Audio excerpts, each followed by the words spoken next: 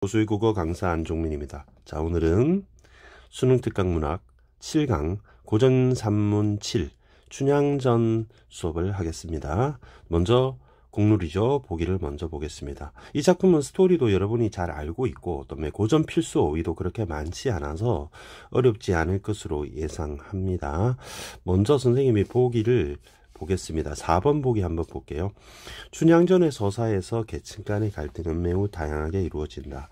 이 갈등은 춘향의 신분에 대한 작중 인물 간의 인식이 서로 충돌하면서 발생하고 심화되는 양상으로 전개된다. 춘향의 신분은 서술자의 서술에서 규정된 명목적 신분 외에도 작중 인물들이 춘향을 어떻게 인식하느냐와 관련된 인식적 신분과 이러한 현실적 신분과는 달리 춘향이 이상적으로 추구하는 사회적 윤리적 가치와 이념의 근간을 이루는 신분적 정체성인 이념적 신분으로 나누어 살필 수 있다. 특히 인식적 신분과 이념적 신분 간의 괴리와 모순은 이 사건 전개 과정에서 갈등 형성의 중요한 요인이므로 작품 해석의 주안점을 삼을 만하다. 특히 여러분 인식적 신분과 이념적 신분 간의 괴리와 모순이라고 했으니까 이것이 작품 해석의 주안점이자 갈등 형성의 중요한 원이니까 이 명목적 신분보다는 인식적 신분과 이념적 신분 이 두 개를 중심으로 봐야 할 것 같습니다. 먼저 선생님이 파란색으로 인식적 신분을 칠하겠습니다. 이것은 작중 인물들이 인식하는 것이고요. 두 번째는 선생님이 보라색으로 이념적 신분에다 체크를 하겠습니다. 이념적 신분은 바로 춘향이가 생각하는 신분의 정체성이죠. 춘향은 이몽룡과의 절개를 지키는 양반으로 인식을 하고 있습니다. 신분 상승에 대한 욕구가 제2 주제니까요. 그리고 춘향전은 여러분 수능에 굉장히 많이 출제되었습니다. 2번 출제되었는데요. 95년도에 수능에서 춘향가가 판소리지만 출제가 되었고요. 18년에 수능에서 출제가 되었습니다. 두 번의 수능이라고 했습니다. 95년과 18년인데요. 그 사이에 13학년도에도 9월 모의평가 때 연려춘향 수절가가 출제가 되었습니다. 그러면 여태까지 평가원에서는 3번이 출제가 되었는데요. 95년은 굉장히 오래되었습니다. 18학년도는 그렇게 오래되진 않았지만 올해가 2025학년도 수능이기 때문에 7년 텀이 있다고 한다면 이 작품은 출제 가능성이 매우 있습니다. 우리 4대 판소리 소설이라고 하면 춘향전, 그 다음에 흥부전, 그 다음에 심청전, 그 다음에 토끼전, 이렇게 4대 판소리의 소설은 계속 시시때때로 출제되는 중요한 작품이니만큼 이것은 출제 가능성이 항상 높은 영순위이다 라고 생각하시면 될 것 같습니다. 자, 그러면 본문 처음부터 보겠습니다. 사또가 순호를 불러 묻는 말이라고 했는데 이 사또는 변사또이고요. 남원의 신관사또입니다. 그러면 구관사또가 누구냐? 교체가 된 거잖아요. 바로 이 취임식을 한 거죠. 그럼 구관사또는 이몽룡의 아버지였습니다. 이 구관사또가 이몽룡의 아버지였습니다. 이몽룡의 아버지가 서울로 한양으로 발령이 난 것이죠. 용의 부친입니다. 그렇기 때문에 새로 사또가 온 것이고 이몽룡은 아버지를 따라 한양에 떠나게 되는 것이고 그리고 과거 시험을 보게 됩니다. 순호에게 관노의 우두머리에게 노비노 바로 남자종을 말하는 거죠. 할아버지일 겁니다. 군대 계급으로 따지면 원사 정도 되는 것이죠. 사또가 말합니다. 기생 점고 다 되어도 춘향은 안 부르니 되겠냐 하는 거죠. 기생 수요조사를 다 했는데 춘향이는 왜 안 부르니? 은퇴한 기생이니? 라고 물어보는 거예요. 은퇴한 기생이라서 안 부르니? 왜 춘향은 안 부르니? 기생 조사했잖아. 그러면 변사또는 춘향을 인식적 신분으로 바로 그 기생이라고 생각을 하는 것이죠. 이미 춘향에 대해서 알고 있는 겁니다. 이미 변사또는 춘향에 대해서 소문을 듣고 알고 있습니다. 대해서 유명하니까 알고 있습니다. 이거를 알고 있다고 여러분 추론할 수 있는 것입니다. 순호가 여쭈오되 춘향어미는 기생이 돼 춘향은 기생이 아닙니다. 춘향 기생이 아니라고 인식적 신분의 차이가 있네요. 그러면 갈등이 되는 것이죠. 그러면 이 두 사람은 갈등이 됩니다. 그러면 춘향은 기생이다. 그리고 기생이 아니다. 춘향 어미는 기생이지만 춘향은 기생이 아니다 하고 갈등이 생기는 것이죠. 그래서 사또가 묻기를 아이 춘향이가 기생이 아니면 어떻게 규중이 있는 아이가 그렇게 이름이 유명한가? 유명한 거죠. 그러니까 왜 이렇게 유명하냐? 춘향은 기생이기 때문에 유명한 게 아니냐? 순호가 여짜오게 자 원래 기생의 딸이 있었죠. 덕과 예쁜 얼굴이 있는 까닭에 명문세족의 양반네들과 1등 제사, 재주가 뛰어난 선비들, 관직 없이 놀고 먹는 양반들이 내려와 오신 관리마다 구경하고자 간절히 청하지만 춘향 모녀, 춘향이와 어머니 그리고 둘이 다 거절하옵니다. 양반 위아래를 말할 것 없이 한 동네 사람들인 소인들도 10년에 한 번쯤이나 얼굴을 보되 말 한마디 없었더니 하늘이 정한 연분인지 구간사또 자제 이도령, 이게 이몽룡을 말하는 거죠. 이몽룡, 몽이라고 쓰겠습니다. 이도련님과 백년 가약, 여론입니다. 약혼입니다. 도련님 떠나실 때 장가든 후에 데려가마 당부하고 춘향도 그렇게 알고 절개를 지키고 있습니다. 그러니까 사또가 빡치는 거죠. 어떻게 수창을 좀 들라고 하고 싶은데 기생이 아니라고 하니까 강요할 수 없게 되는 거니까 화가 나죠. 이놈 무식한 상놈인들 무슨 소리냐.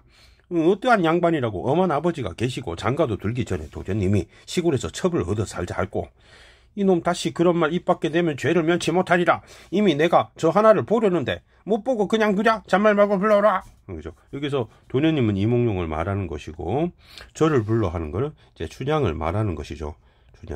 춘향을 부르라는 말이 명령이 나는데 이방과 호장이 여쭈오되 이방과 호장은 관아에 있는 그런 직책들입니다. 여쭈오되 춘향이가 기생도 아닐 뿐더러 춘향이는 기생이 아니라고 생각하는 거죠.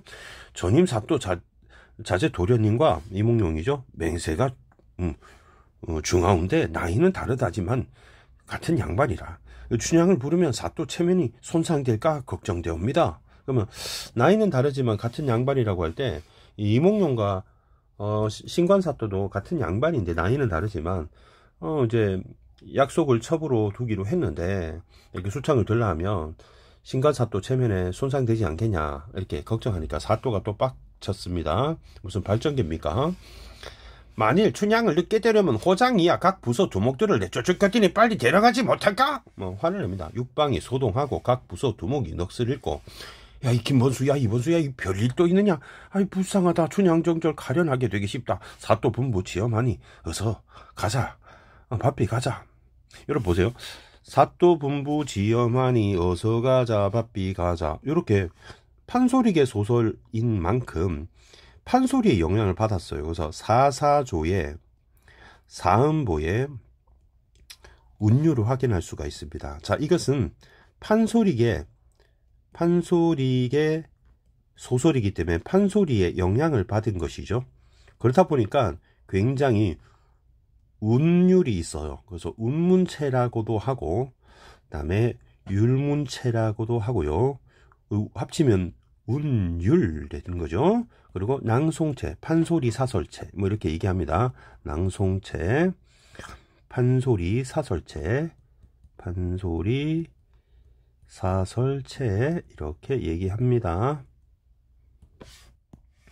관련과 사령과 관노가 뒤섞여 춘향 집에 도착하니 춘향이는 사령이 오는지 관노가 오는지 모르고 주야로 밤낮으로 도련님만 생각하여 우는데 망측한 환을 당해놓았으니 소리가 화평할 수 있으리요. 망측한 환은 아마 이별을 얘기하는 것 같고요. 소리가 화평할 수 없다. 그래서 여러분 망측한 환이 모르고 울고 있었으니까 이별이 맞겠죠. 그죠?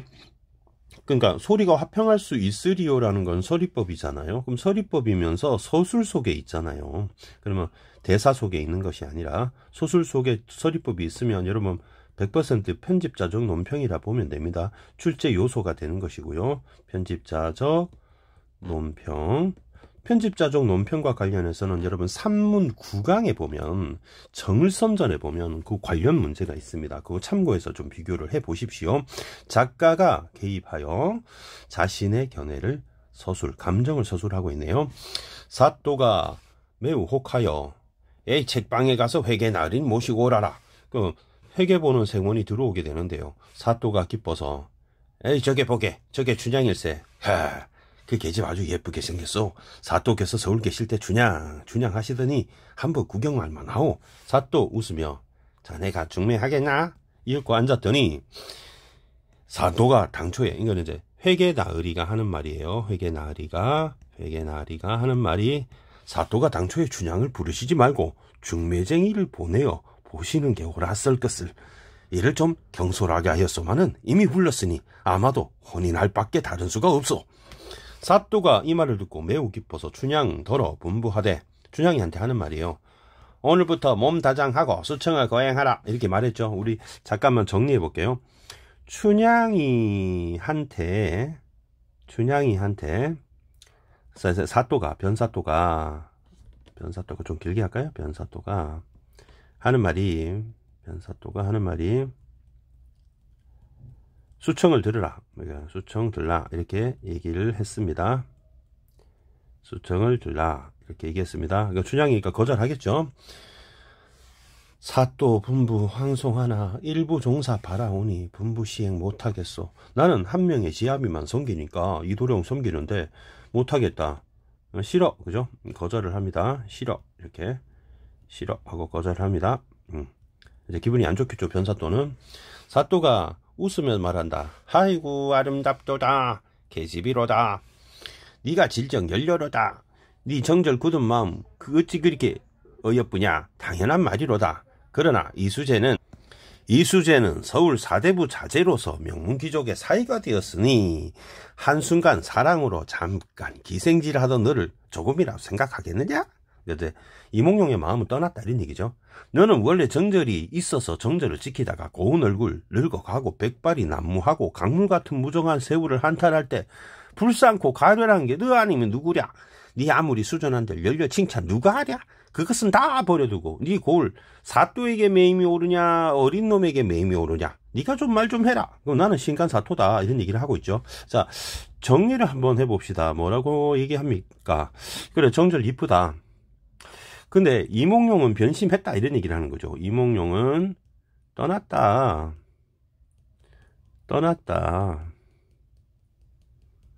이렇게 얘기해놓고 그러면 너 혼자 늙어갈 거 아니냐, 그죠? 너 혼자 쭈글탱이 된다, 늙는다 이렇게 얘기합니다. 그리고 그래서 정절하면 뭐하냐, 누가 칭찬하겠냐, 그지? 그래서 정절은 옳지 않다, 정절을 버려라 이렇게 얘기하고 나냐 개냐, 그지? 나냐 개냐, 이몽룡이냐, 개냐, 그 아이 개냐 이렇게 선택해라. 그러니까 답정로죠. 답정로 이렇게 얘기하니까 춘향이가 뭐 싫다고 합니다. 충신 불사이군이요 연료 불경이부라. 그러니까 충신은 두 임금을 섬기지 않고 연료는 두 지아비를 섬기지 않는다. 철계를 본받고자 하옵는데 계속 이렇게 분부하시니 사는 것이 죽는 것만 못하고 연료 불경이부오니 처분되라 하옵소서. 그러니까 나는 절개를 지킬 거다. 절개를 지킬 거다. 싫다 이런 얘기지, 그죠? 싫다. 싫어. 계속 싫어를 합니다. 싫어. 이렇게 얘기를 하니까 이제 누가 등장하면 회계나리가 등장하게 돼요. 회계나리가 썩 나서면서 너희 봐라. 응? 너 요망한 년이로고 사또 일생 소원이 천하의 일색이다. 미인이란 뜻이에요. 네 아무리 사양할 게 무엇이냐? 사또께 없어 너를 축혀 올려서 하시는 말씀이지. 너 같은 기생물에게 수절이 무엇이며 정절이 무엇인가? 그러니까 사또는 정절을 인정했어요. 그런데 정절을 인정하지 않죠. 국가는 전송하고 신간사또 영접함이 법도에 당연하고 사리에 당연한데 괴이한 말 하지 말고 너 같은 천남자 충렬 두 글자 웬 말이냐 이런 얘기를 하네요. 자, 그래서 지금 이제 중간에 회계나으리가 등장했습니다. 회계나으리가 이 새끼도 나쁜 새끼죠, 그죠? 세모치고 세모칩니다. 그래서 법도상 신관사또의 수청을 드는 것이 옳다. 그죠? 법도상 수청을 드는 것이 옳다. 이렇게 얘기하더니 기생한테는 정절, 충렬이라고 했군요. 충렬이 가당키나 한 일이냐. 그래서 충렬이 옳지 않다. 이렇게 얘기를 했죠. 그러니까 춘향이가 가만히 있으면 안 되겠죠. 그래서 한다는 말이 기생이 무슨 충렬이나 하니까 춘향이가 하도 기가 막혀 전연히 앉아 여쭈오대 하고 길게 얘기합니다. 춘효 연려 상하 있어? 상하 없다. 윗사람 아랫사람 없다. 윗사람도 춘효를 연려를 지키고 뭐 연려가 있고 아랫사람 없고 그렇지 않다. 자세히 들으시오. 기생으로 말합시다. 춘효 연려 없다 하니 낱낱이 아래리다 해서 기생 농선이는 동선령에 주고 있고 선천 기생 아이로되 칠거지약 능히 알고 진주기생 논계는 우리나라 충렬로서 충렬문을 모셔놓고 길이 받들고 청주기생 화을이는 삼천각에 올라앉아있고 평양기생 월선이도 충렬문에 들어있고 안동기생 일지용은 살았으되 바로 연려문 지은 후에 정경부인인 명성이 있사오니 기생 모함하옵소서. 쉽게 말하면 여러분 기생의 행적을 열거합니다. 그래서 회계나리 주장을 반박하기를 기생도 충절이 있다 이렇게 얘기를 하는 거. 기생이 무슨 충절이 있냐 이렇게 얘기하니까 이제 춘향이는 기생도 이 사례를 들어서 충렬이 있다 이렇게 얘기하면서 그 사례 역사적 사례 행적들을 기생의 행적들을 쭉 열거하게 됩니다. 그러니까 춘향이 다시 또 여짜오대 하면서 또 계속 얘기하네요. 당초에 이수제는 이천재 이몽룡을 말합니다. 산과 바다를 두고 맹세한 굳은 마음 우리 약속했다. 소첩의 한결같은 정절, 맹분 같은 용맹이라도 빼어내지 못할 것이요. 소진과 장이 입담인 듯 첩의 마음 옮겨가지 못할 터요. 제갈공명 선생의 높은 재주로 동남풍을 빌었을 때 일편단신 소녀의 마음을 굴복하지 못할 것이다. 그러면 이 고사를 인용을 해서요. 이 예시 세 가지를 들어서 굴복할 수 없다고 얘기합니다. 그러면 굴복할 수 없는 것은 이 약속을 깰 수 없고 나의 마음을 굴복할 수 없을 것이다. 어떤 이도 이렇게 얘기를 하는 거예요. 그리고 다음 예를 한번 보세요. 기산의 호요는 요임금의 추천을 거절했고 서산의 백이숙제 두 사람은 주나라 곡식을 먹지 않고 굶어 죽었으니 만일 허유가 없었으면 속세 떠난 선비 누가 되며 백이숙제 없었으면 간신도적 많으리라. 첩의 몸이 비록 천한 계집이나 이들을 모르리까? 사람의 첩이 되어 남편을 배반하는 것은 벼슬 하는 관장님네 나라를 배반하는 것과 같으니 첩은대 없어서 배째라 이렇게 얘기하는 겁니다. 결국 허유와 백이숙제를 본받아서 충절을 지키겠다. 그래서 수청을 거절하겠다는 논리를 펴게 되니까 사또가 이제 화를 냅니다. 이년 지려라. 모방과 대역죄에는 능지처참하고 관장을 조롱하는 죄는 율법에 적혀 있고 관장을 거역하는 죄는 엄한 형벌과 함께 귀양을 보내내랴. 죽는다고 서로 말아. 보고 율법과 율법에 적혀 있다. 그래서